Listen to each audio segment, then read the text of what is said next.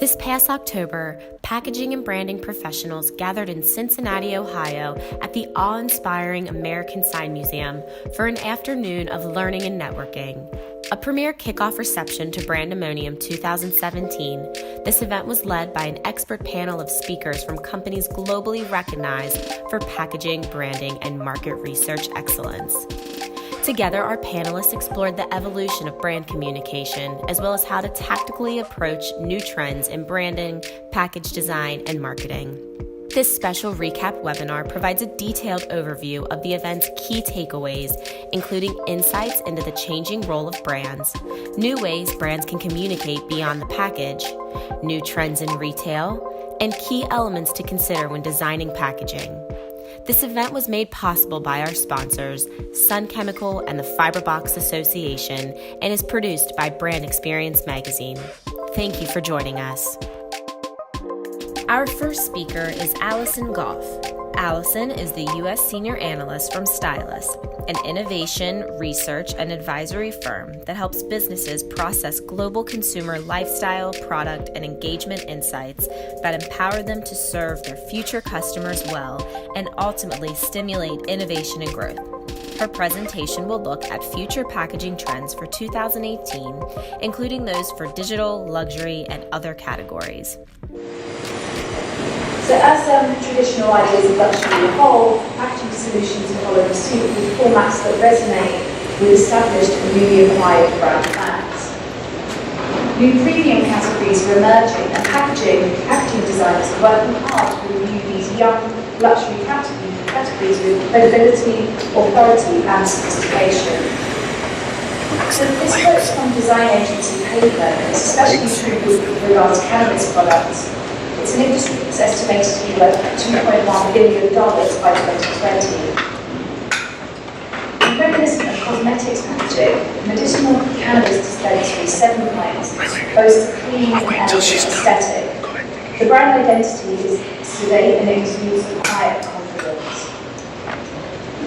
So beyond the beautiful branding, this new luxury category will require guidelines when it comes to methods of consumption and dosage, and I can testify to that few things which come forward if I don't, so this is Toast Cannabis Cigarettes, and they're establishing a new but familiar currency with how you take the actual product. So one puff of this, or slice, is equivalent to like sipping a drink, and if you have a whole slice, that's a whole drink, and then from there it's your own fault. So, in short, packaging for new companies like these embody a new visual language. They propel these ideas of new luxury into products that are status enhancing. And within the big body of work, we also look at meat as a new luxury, pet products, and also cacao. So it's these ideas of what is new evolving luxury categories. So moving on to luxury gifting, we're seeing this joy-evoking ritual which can be enhanced by clever packaging that delights in unboxing techniques. So Godiva used a Russian nesting doll idea to cleverly conceal boxes within another. And the idea is that you made a box, then you take one box and you give another box to another person, and then so on, so you can go through like 5 people or not. And so, tapping into the lucrative at-home mixology movement, Jägermeister is helping fans enjoy their drink at the perfect temperature. So it's supposed to be drunk at minus 18 degrees. They created a bottle that you freeze. It's literally a cool pack that you can use inside. And Bullet Bourbon created a freezable outer layer, so you can freeze that and then you smash it with a hammer, and it creates a perfect ice for one of their signature julep drinks.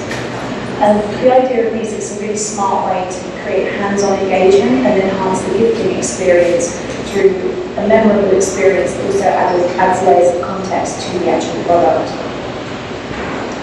And the final luxury theme, Elemental Edge, looks to the earth with geo-inspired structural and aesthetic hues. So this is my favourite actually. It's a wine bottle from a German winery, Weingut Snipser, so the Germans are really good about pronunciation. The idea is that it ages and corrodes with time, so the cladding gets darker and it conveys the idea of quality and vintage without the need for excessive words in the actual bottle. And a very key utility in a sort of similar way is skincare wrap packaging on the left. It features a secondary packaging layer that's made out of mud, and the idea is you have to crack through the mud in a very sensorial, visceral way to get to the actual product. And on the right, it's actually an artist which has created a product collaboration, Francesca Gotti's Inaccessible Perfumes. It's a perfume enclosed within a recycled fiberglass, which is seemingly impenetrable. And so as the idea of luxury changes, designers really need to rethink about ways that they convey luxury to be more tactile, more in tune with the product inside, and actually really changing its concepts.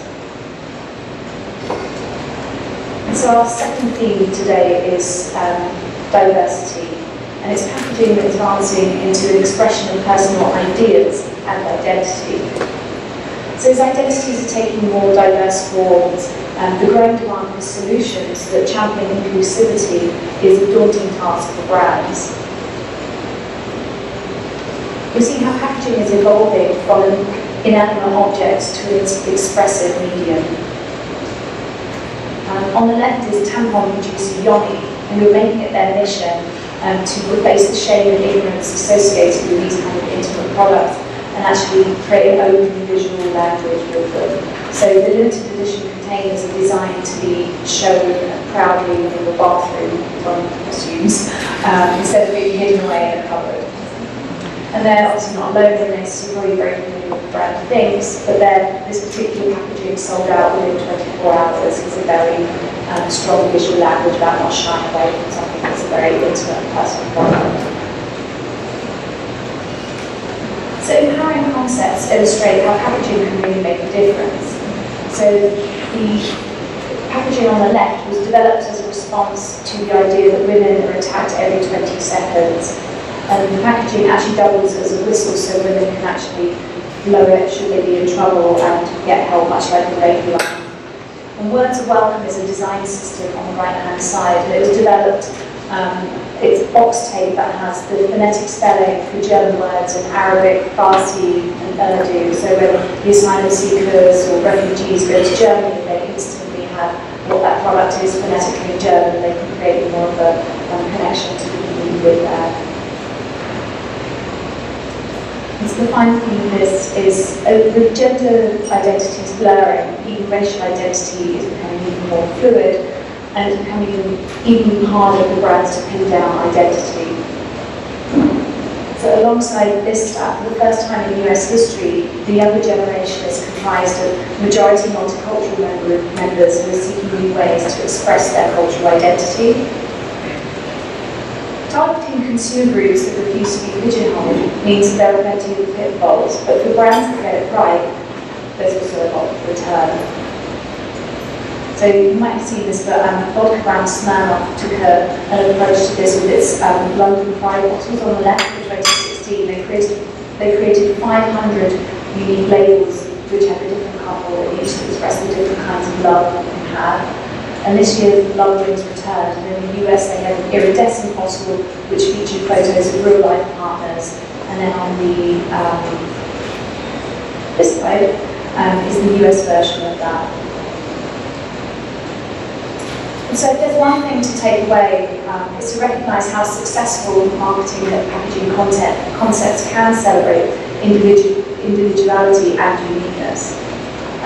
This here is Brazilian band Skol, which pays homage to the beauty of diversity with a series of limited edition cans and then corresponding digital activations and microsite. And it lets the users toast the differences of other people.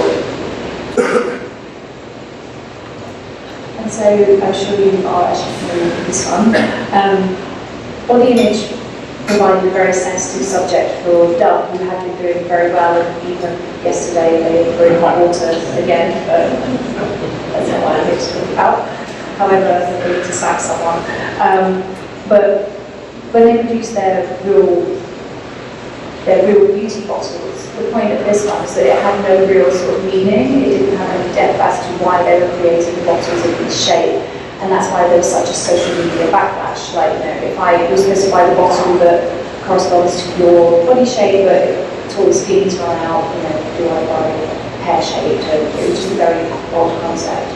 Whereas the Love Guide condoms on the right is actually a concept by a student, and we think it's like a little best practice example. So he created the packaging for condoms based on fruit. So you can actually pick up the package and kind of decide which one's best for you or your partner based on one would think hopes memory, but I don't know. But it's such a good idea because it has function and purpose. And so moving swiftly on, our last thing you can say is truly inclusive design, or in reality, that lack thereof. The UN Convention of Rights for Persons with Disabilities states that all individuals should have access to the information on packaged goods, but only a small percentage, 4% of packaged goods actually comply with this ruling. So packaging is difficult to open forces 1 in 5 people to change a product or brand, yet developing easy-to-open designs is not always straightforward. The trend for tighter regulation requirements on child safety caps conflicts with the idea of creating something that's much easier for an older person or someone with disability to open. But we're seeing a few sort of ideas coming through and strategies that are really exciting. So new pharmaceutical closure from Duma requires a child-resistant cap, but what they've done is they've actually created a cap that can also be pushed down using a pencil or the side of a table. So they've actually adapted the thing to do the function that it needs to have for safety, but also help people who might be elderly or have loss of grip. And then on the right-hand side is a brand that's aimed at over 60s women. So they've created a really subtle design where there's a relief on the cap. It's also a wider cap, and it's designed so you have to have fewer turns to open it. So they're both really subtle but useful ways to aid people. And some designers are exploring how touch, sound, and smell can play a formative role in packaging design. So sound is being explored by speech code, a coloured, easily printable data code which can hold up to 40 minutes of speech output. So when the code is scanned, the information is read out to the consumer, which you can see having a great application at retail. An image on the right shows a device that can recognise colour and translate that into scent. So if you were in a store retail environment, that can have a really interesting impact for beauty brands and so on. And so for our next section is digital, where the Internet of Things brings ordinary objects and machines to life. And we see the Internet of Packaging offering up unique opportunities for brands and marketers where they'll be turning their packaging designs into own media assets. And with this, you can create new experiences and services. So we'll start by looking at how digital enhancement transforms packaging into a front line for advertising and brand building at the point of and post-purchase.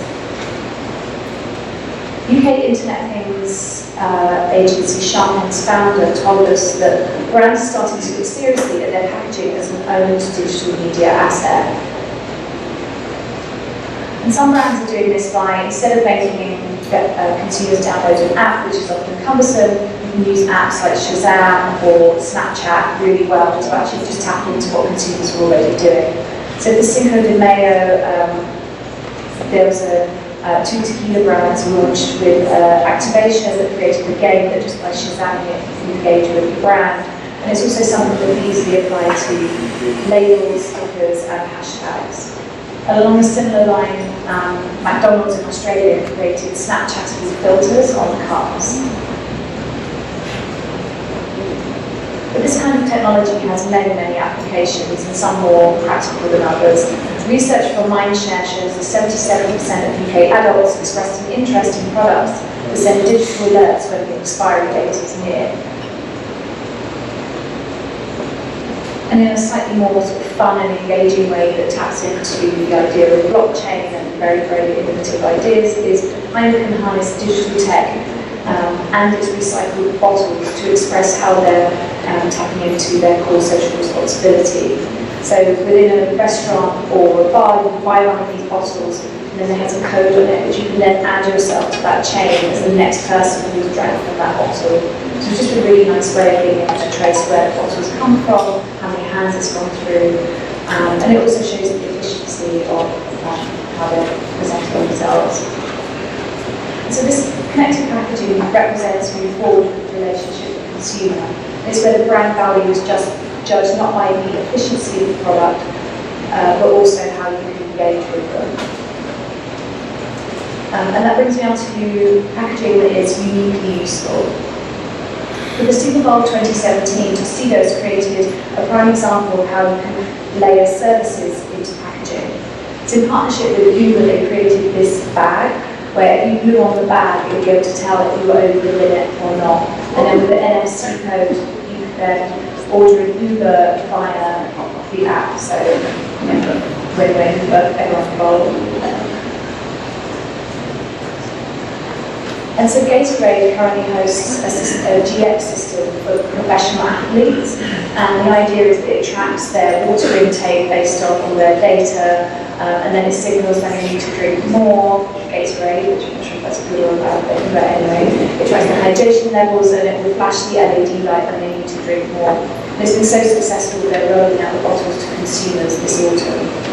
And similarly, on the left-hand side, it's an Israeli startup called Water.io, and they're marketing a white label bottle, which does a very similar thing. But they're also creating a companion app where you put in your age, where you live, and so on, and it actually tells you how much water you should drink at the time of year, and keeping yourself well hydrated. So I need that.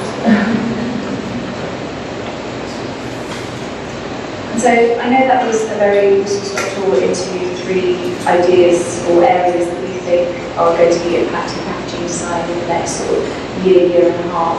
But I just want to leave you with just a few future insights. So number 1 is creating new but familiar currencies. So that's with young luxury categories. Create new purchase incentives and extend experience, much like the diver or Willet. Through smart packaging, you can turn products into services, and finally, rule nobody out when it comes to inclusive packaging. Our next speaker is Brian Goodpaster, Senior Creative Director of Trends and Foresight at LPK. Brian has spent his 20-year career looking to the future for brand and innovation opportunities. He partners with some of the world's most prominent brands to embrace future-forward innovations and translate them into tangible business wins. Today, Brian will discuss consumer mindsets and explore branding of the now and next. Hey, I'm thrilled to join you here today at this kickoff event in this city, the ground zero for brand building. As Senior Creative Director of Trends and Foresight at LPK, I specialize in looking forward, looking ahead to help understand and optimize tomorrow for brands. Better? All right, so today I'd like to discuss how trends inform brand and innovation for the now and next, the challenges we all face, and how wolves move rivers. We'll get back to that. So if we're going to reimagine branding, or anything worth reimagining for that matter, it's important to have the ability to envision the values of the consumer of the future. And any number of drivers can influence that. The world is changing more rapidly than ever, changing socially, shifting environmentally, politically, and economically.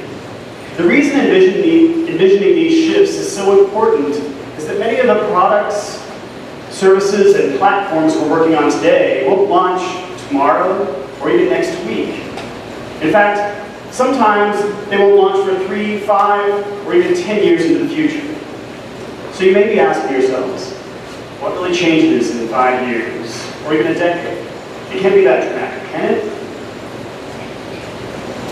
Bill Gates says we always overestimate the change that occurs in the next 2 years and underestimate the change that occurs in the next 10. We make really dangerous assumptions about change. Less than 10 years ago, the US economy was too big to fail. The election of an African-American president seemed like an implausible human rights victory.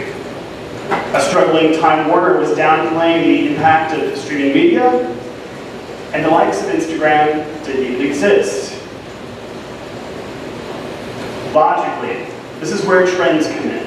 They help us perceive and navigate change. The trick is to use trends and foresight to anticipate both threats and opportunities before they're in our rearview mirrors.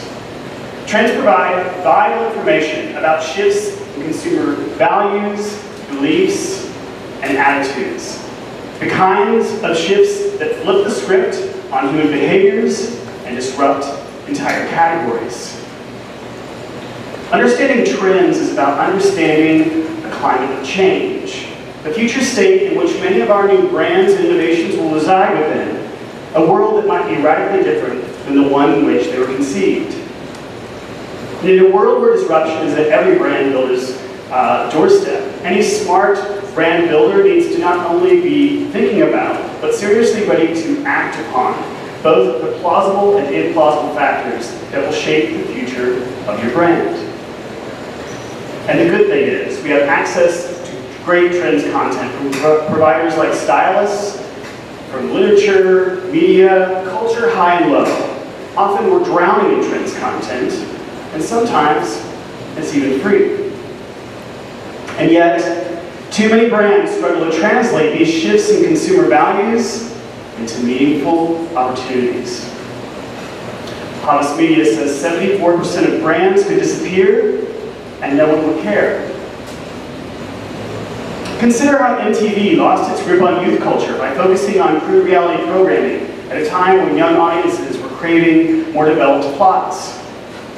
You're likely asking yourselves, why is it that some brands are unable to mine these cultural shifts for meaningful opportunities? Is it an issue at the project level or at the process level? Unfortunately, many brands are overrun by organization-wide risk aversion.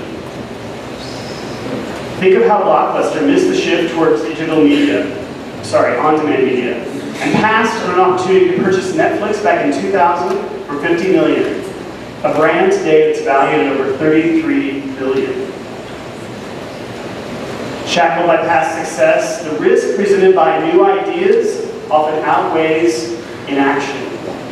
Consider Kodak, who in fact invented the first digital camera in 1974, and it held the patent until 2007. 100 years of printed photography expertise prevented them from making the digital shift. The brand simply couldn't imagine a world where consumers would prefer to view a photograph on screen as opposed to in print. A lack of urgency, inability to act upon opportunities, and risk aversion. These roadblocks create an ecosystem completely stacked against success. So what do we do? Naturally, we talk about wolves. When wolves were reintroduced to Yellowstone back in 1995 after a 70-year absence, ecologists knew there would be some effect.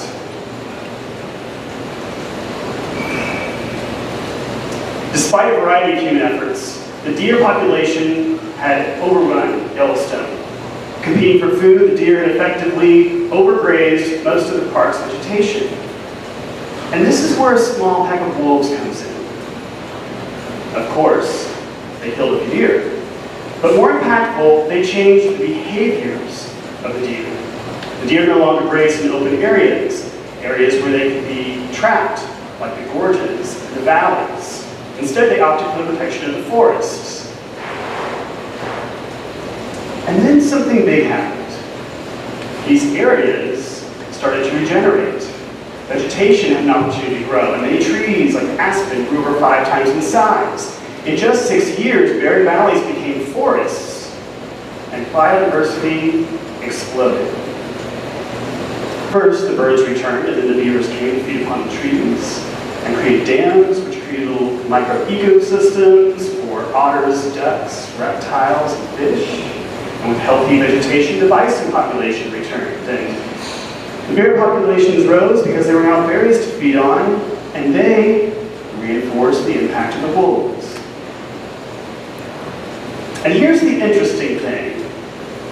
The wolves changed the direction of the rivers. They created an environment where the trees could grow, and this stabilized the banks. There was less erosion, so the streams meandered less, and as the rivers deepened, they became more stable, and biodiversity continued to grow. This small pack of wolves changed the ecosystem and created a space for growth and the diversity that comes with it. So what does this mean to branding of the now and next? Am I asking you to introduce a pack of wolves? No. I'm asking you to behave like just one wolf. I'm asking you to consider how you can be a catalyst for change and how that change can lead to a vibrant new landscape for economic and cultural growth. I'm asking you to behave like one wolf because as insurmountable as the roadblocks to innovation and new brand growth may seem, the behaviors of just one wolf change behaviors that shape the ecosystem. And when it comes to brand and innovation, the problem resides less often at the project or the process level. The problem, more often than not, resides within the ecosystem. We can do all the right things, get inspired by great content, and follow all the right steps, but if the system is broken, it's impossible to deliver anything that's culturally relevant. You may see yourself as one person within a faceless system, but I believe if you behave like just one wolf, you can start chain reactions that will have massive impact. I'm asking you to behave like one wolf because when a wolf joins a pack, this is how wolves behave. As wolves, we can impact both short-term and long-term growth. I like to think of the deer as experts in what is known. Experts in what is known become really dangerous when they overrun an organization. They're the, yeah, we've tried that before. And it may seem counterintuitive to have too much expertise, but when expertise and the yeah, we've tried that before outweigh the why nots, groupthink sets in. And groupthink is a creativity killer. Imagine the very gorge. Wolves introduce urgency and a bit of chaos. To the deer and to humans like us, they're pretty scary. Wolves disrupt risk aversion, the stuff that hampers the why-nots and stifles premature ideas. As a wolf, you can initiate an environment where young ideas are allowed to grow, keeping the yeah, we've tried that before's at a safe distance, and staging a safe space for incubation, where trends and insights can mature into real opportunities. Imagine what or who you could grow by keeping the yeah, we've tried that before at a safe distance. What is the simplest thing you could do to reinitiate balance? Because when that safe space exists, people feel free to share divergent thinking, to challenge the status quo, and to take the kind of risks that are needed to drive fresh ideas to market. Leading here today, I believe you can impact both short-term and long-term growth through three key full-flight behaviors. First, get comfortable with introducing urgency and a bit of chaos. Second, challenge risk aversion. And last, create a safe space for young ideas to mature.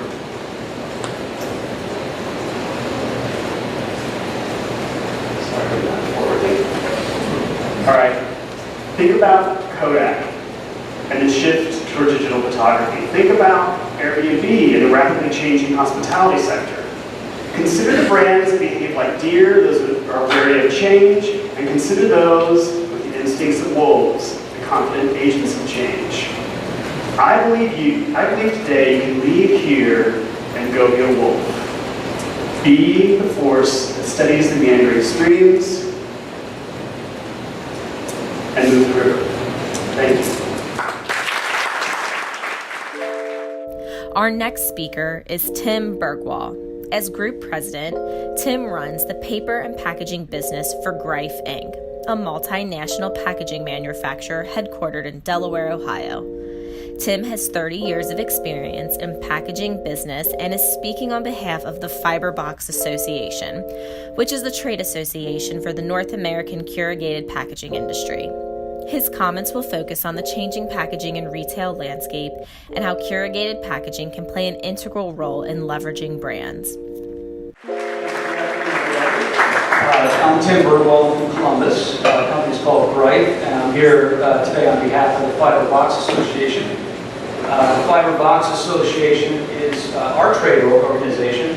We're out of Chicago. It's a really small group of people that do a tremendous amount of work for a lot of big companies in the U.S. They represent about 95% of all the shipments of corrugated in the country, which is somewhere around $31 billion in revenue when you consider it. So a small group of people that are here. Dennis and Rachel, if you just hold your hand up for a minute so I can direct the questions to you later on. Thank you. So I'm going to talk a little bit about trends in the corrugated industry, and I just want to set some context here by showing you a brief history. Paper has been around for thousands of years. Corrugated packaging has been around for about 160 years. So it is definitely a mature industry, but the point I want to make is that there's also been a lot of innovation in the process. We find ways every year to drive down costs, make paper stronger, make the structure stronger, and now we're doing a lot of innovation in print and certainly in structural design as well. So I want to talk about some of those things. So most people know corrugated is the classic brown box. And even though the classic brown box has been around for a long time, really since 1900, Kellogg's was the very first company to use it. And they replaced a wood box with a corrugated box, and the railroad let them do it. And from there, it just kind of took off. And despite that, we still have a lot of growth today. There's still a lot of use of the brown box, primarily because of its functionality. I mean, if you think about the durability, the fact that it can be recycled, there really aren't any products on the market that we know that can replicate the strength, the weight, and the fact that it can be 100% recycled. So it has been growing quickly. But what I want to talk about today is the fact that we're expanding into a lot of different areas. And a lot of the things that you use in your life today are actually corrugated, and most people don't even realize it. When you open up that package and you tear it open, you might notice there's flutes inside. Anything that has flutes is technically corrugated.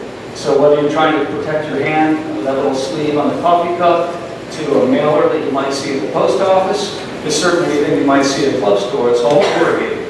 So the industry is going wider. We're finding new applications every year. Our equipment's changing. We're finding new niches to pursue, and it continues to grow at breakneck speed.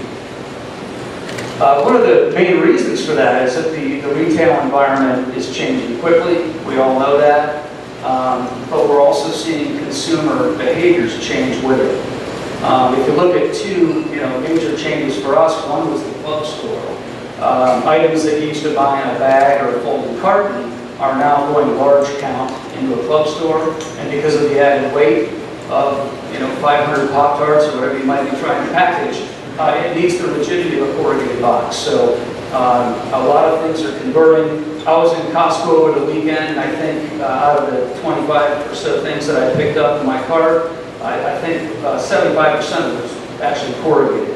It's very difficult to tell because a lot of the washboarding and the things you typically see on a box are no longer there. We found ways to engineer that out. The other big driver is obviously e-commerce. Everything coming to your doorstep right now is typically either in a bag or it's in a corrugated box. The reason that you're getting it corrugated is because of the strength and durability to obviously protect the contents. But with that, a lot of changes are happening as well. When we talk about innovation, we've done a lot in print. Everyone knows the corrugated box has that 360-degree marketing capability, where if you walk up to a pallet, you can typically see two sides of graphics.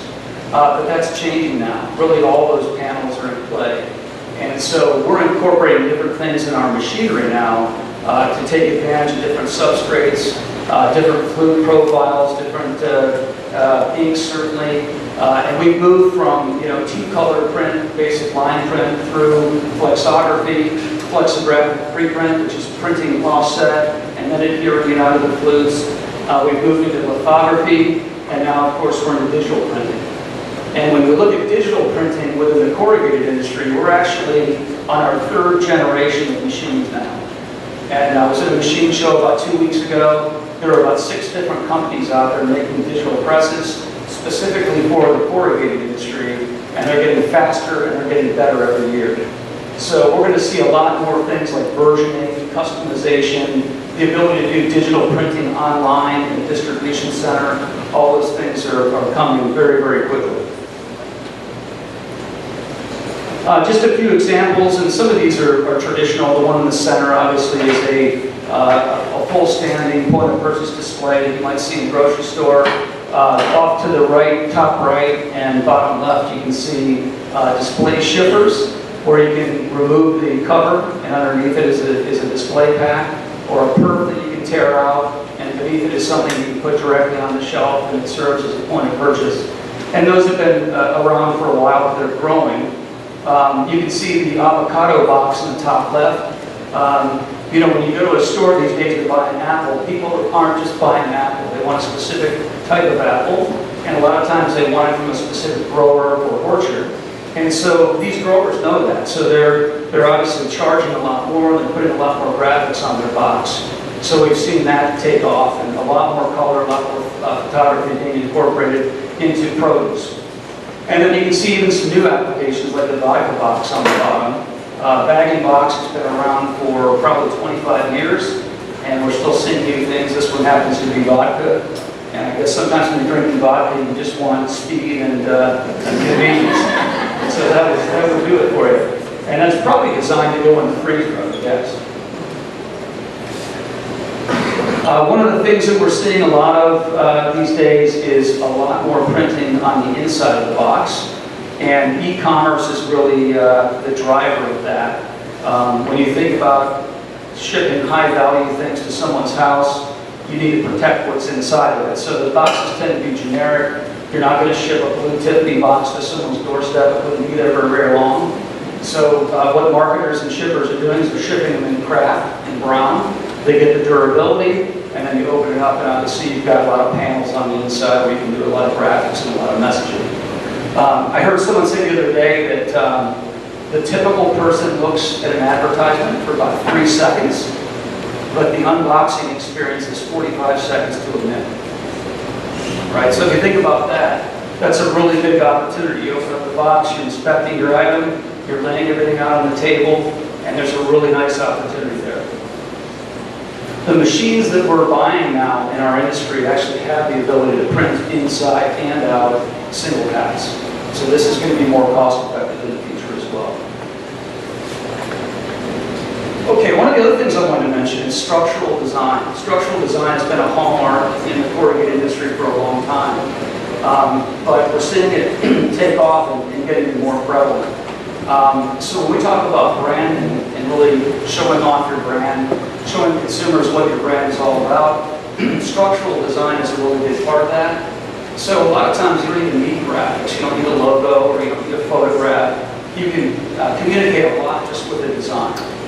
Look at Apple products, right? They're primarily white, but when you open them up, you can tell this is a company that really pays attention to detail. One of the other things I wanted to leave you with is that the other area we're making some big strides in, and this is something that was invented by Greif. We found a process to take heat out of the corrugated board and change the starch, so we get a very flat surface with board, and we're using different fluids so we can match the same thickness or caliper for fixtures and stores. So what we're doing is we're replacing foam board with traditional corrugated with graphics on it. And the benefit of that is that when you're done using these in the box stores, you can just fold it up, take it to the back room, and bale it with the rest of the corrugated. So it's a cost-effective way to do signage, but it's also environmentally friendly because it can readily be recycled. So we're seeing some nice growth in that product line. So I'll leave you with one thing, and this is the part of the industry that I'm most proud of, is the sustainability aspect of it. And I'm not going to go into what we do with sustainable forestry and the trees and the paper that we make, but I'll just point you to one thing on this slide, and that is, out of all the corrugated that's produced in this country in a year, 93% of it is recycled.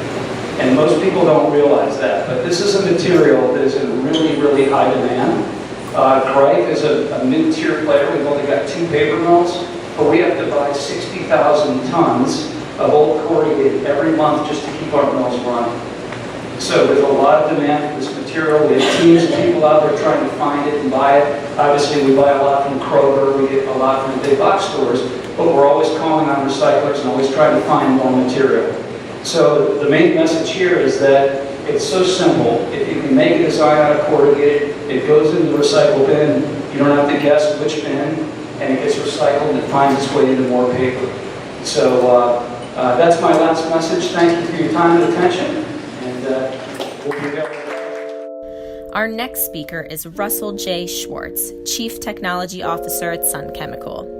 Today, Russell will explore how new and pending developments in inks and coatings can transform packaging on the shelf and beyond to help brand owners and package designers reimagine brand communication.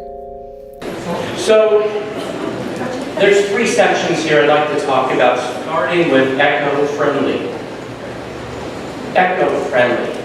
I've been hearing this for so long, and it has done so little for business until now. I think things are changing a bit now. Driven by consumers and non-government organizations. For example, the APR, Association of Plastic Recyclers, is a good example, and there are others. Greenpeace is another one. These organizations are putting pressure on industry to respect the circular economy. And I think that's a good thing. I tend to be an environmentalist myself. And the consumer. So they say 62% of consumers are interested, but 22% would pay for it.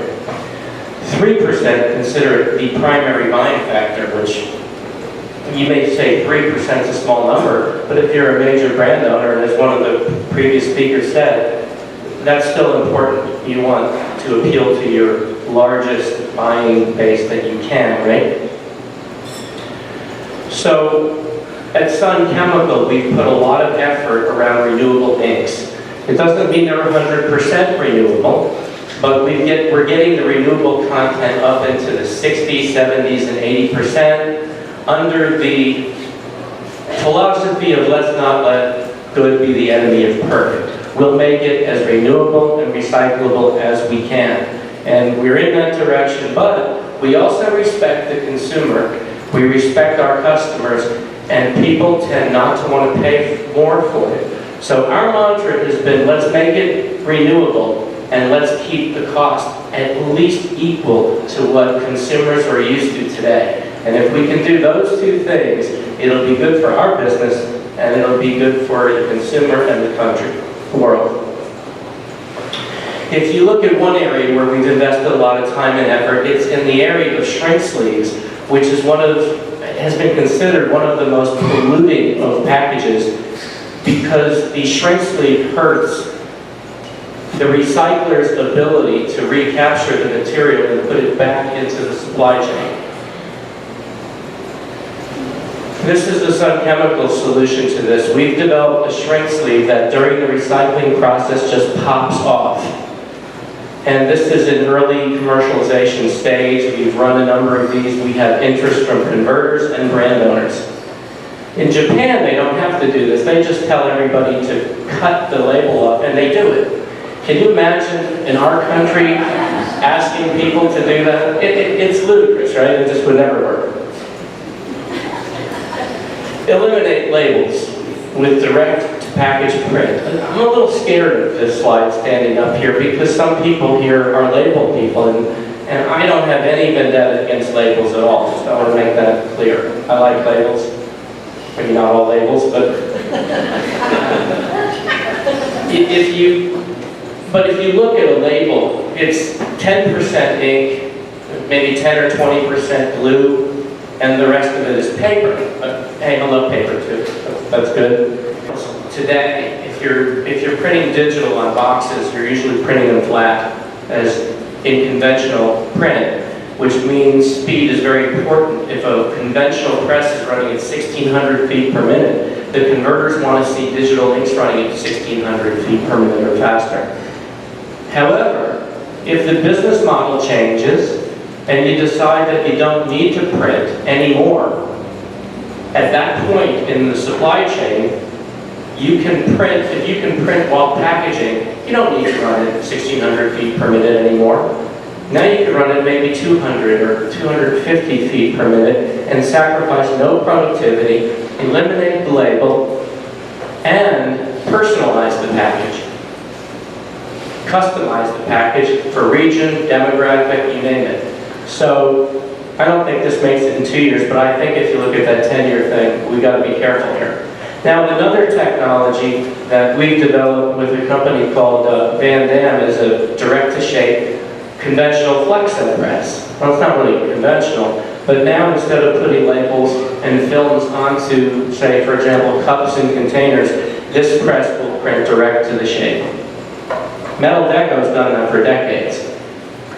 The second area I want to talk to you about is smart packaging.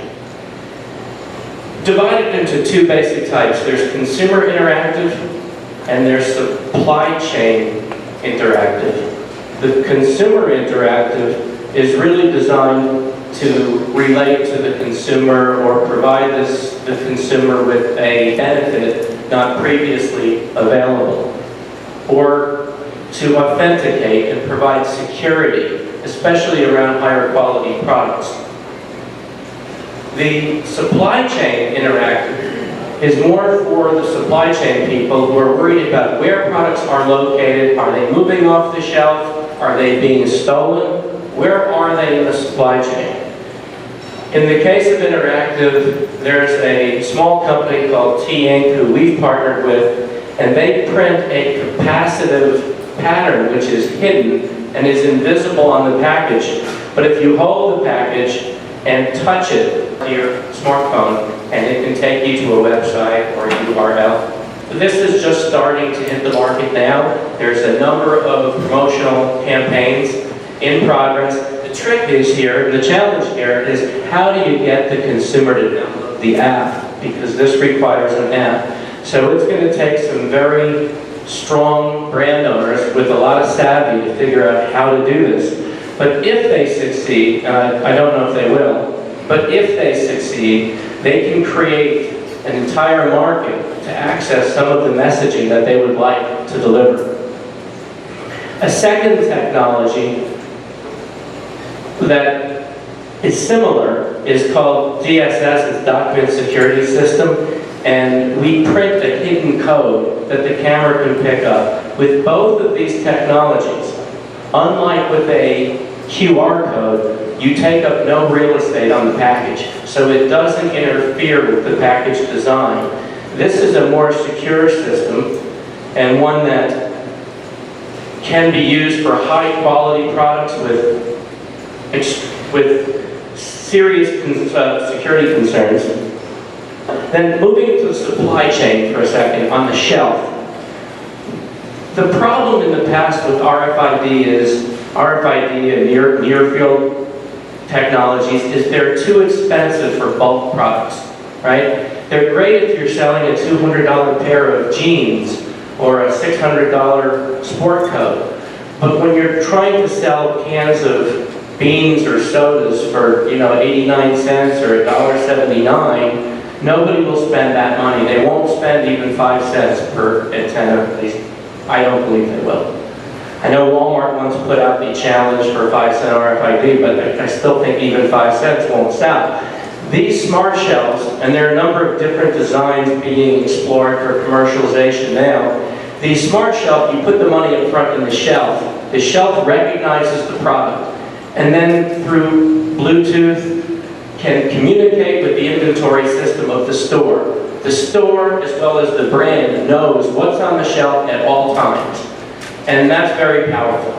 No empty shelves, restocking is done efficiently, reordering is done efficiently, and there are some major stores right now that are in beta trials with this technology today. And there's a few competing technologies on this. This particular one is based on force sensing pads that know the weight and the shape of the product. So some design modifications may be necessary, but there should be minimal or no increase in cost. And then lastly, I'd like to talk about stand out on shelf. Everybody wants their product to look good and attract the consumer, right?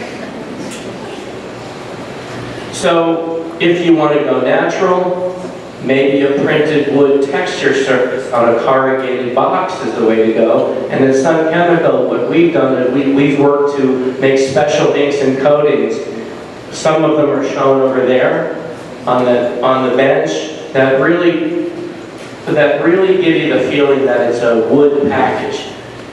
And in addition to that, there are many types of surface treatments that make the package feel and look nicer on the shelf. I thank Todd for making a few samples for us using some good products and coatings. And there are some booklets over there. Shameful plug for Sun Chemical there. If you look at the sensory importance, we know that, scents, odors elicit strong emotional reactions, but the fact of the matter is, the human species is known for its color acuity. We see color really well. It's the one thing we do better than most of our animal kingdom friends, except for maybe some birds, but we see color really well. We don't smell that well compared to dogs and other animals, but we can see. If you don't think that color is important, how come this dress virtually shut down the internet? Right? I mean, everybody was interested in this and asking each other what they saw, and everybody wanted to know, were you a black and blue person or a gold and white person? We love color. Now, this may not reproduce very well. I apologize for that because of the lighting. And people other than myself who are responsible for this, not me. But when I say remember this color, how many of you think I'm talking about the writing versus the green background? It's the green background that I want you to remember, not the writing. So a couple of you were in the same category with my wife, who was the only one when I asked, who said it was the red. So, again, I apologize if this doesn't show up, but shout out if you know the answer. What color is this? This happens to be brown if you can't tell. What product is well known for brown? Yes. Thank you. Don't be shy. Just shout them out as you know them. What about this color, which if you can't tell, it's kind of a fluorescent orange. Tide. Is that a P&G person? Oh, okay. Right. Everybody should recognize Tide. However, even though you recognize it, while the human eye is fantastic for it being a color computer, the human brain doesn't remember color that well, believe it or not. We'll see that in a minute, maybe. And this famous red, of course, the Coke red. And lastly, Tiffany's. Right, okay. I was told I couldn't use my Viagra slide to show the blue. So I wanted to see how many people shouted that one out. Now Sun Chemical, we love color, we work with color, and we have something called the Sun Color Box, which is really designed to accelerate from your design into an actual press trial. The main feature of it is speed. The frustration of how long it can take to get into production. This is something that our company has worked on. If you want more information on that, give me a call or Heather. Now, Raise your hand if you think the color on the first slide was A. B. C. And D. Okay. The most popular were B and C. The correct answer was B.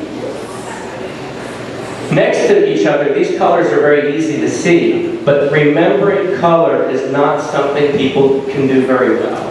Most people. Some people are phenomenal at it.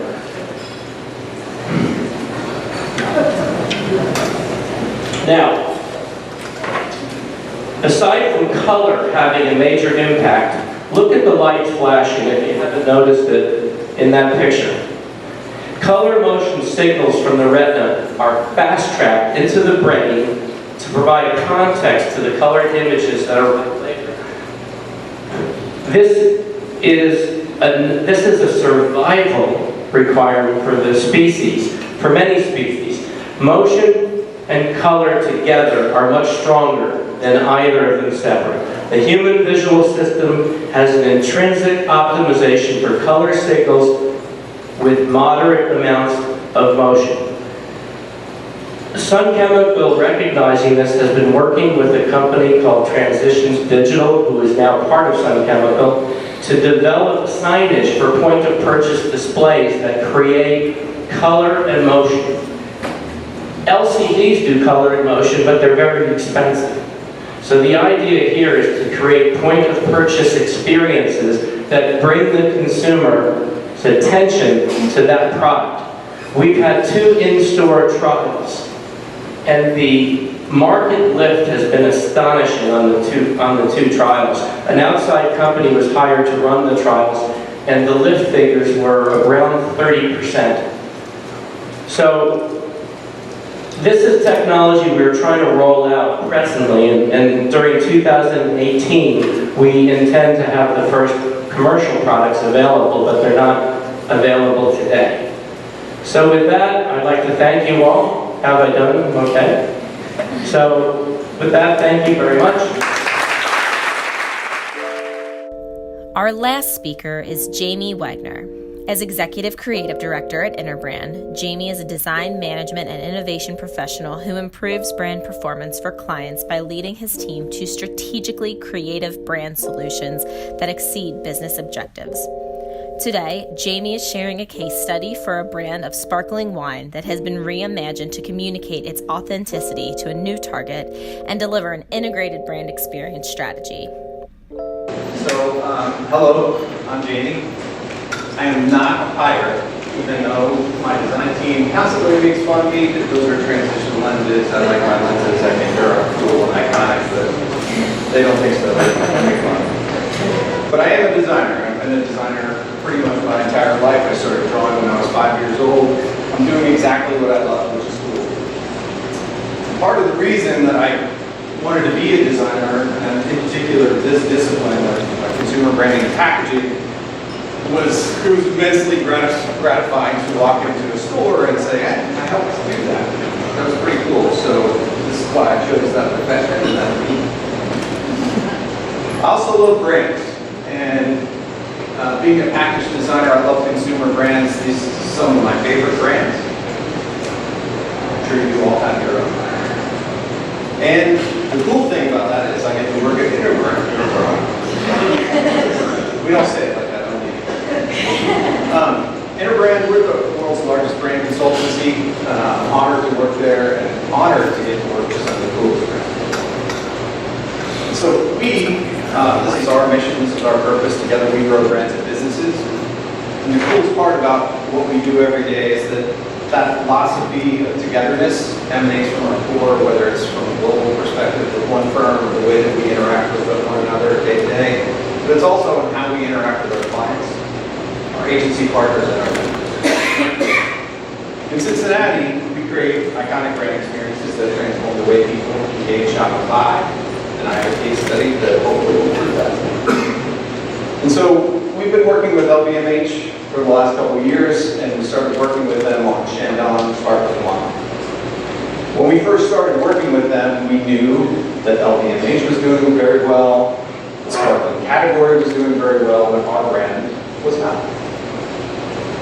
And so our client team put together a three-pronged approach to really stimulate growth for this particular brand. They hired us to be the one in the middle, is to be the agency to help them with their brand codes and packaging. The interesting part is that last part, which is they wanted to think about iconic experiences beyond the brand to help stimulate growth, and we knew that we could help them there, but we'll get to that. And so the brief was awesome. Revolutionary, blue sky, do the coolest designs ever, but like any good project, it's a journey, and a couple of management changes and a rebrief. They asked us to consider designs that were a little bit closer in, which is fun, but here's some of the cool work that we did in the first round. This is the new design that you can find on shelves. We're very proud of it. This is for redesign. And what we did on the pack is, the first thing is we wanted to really bring prominence back to our codes and be proud of who we are. So through scale, through the use of negative space, we really brought prominence back to the branding and the shooting star. We added some additional secondary codes, the hills of Napa Valley and the vineyards, and certainly the script of California. And the reason for those is we wanted to reinforce our purpose, which is born French, raised in Napa Valley. And the last thing that we did is that we wanted to look at a more vibrant, useful color palette to connect with our millennial target. Plus, there were some issues with how this brand popped and shelved. The cool thing about this project also is that our designers, Kate, had the arduous task of going to Napa, meeting with manufacturing vendors, procurement, making sure that we really understood their printing process, understood what they could be, what they were capable of. And we worked closely with all of those vendors. You can see Kate up there with our client. We had regular meetings with them to ensure that quality was met at every turn. But not only did we do their core packaging, we've become their agency of record for a lot of their work. This is the most recent launch of the winter holiday limited edition packaging for Chandon. There's some over there at the table. And we've also helped them with social media planning. In this case, for winter holiday. This is another limited edition campaign that we worked. It was summer. Some of you may have seen the bottles that was in Kroger over the weekend. I was talking to one lady, she's like, yeah, I can't get it anymore, sorry.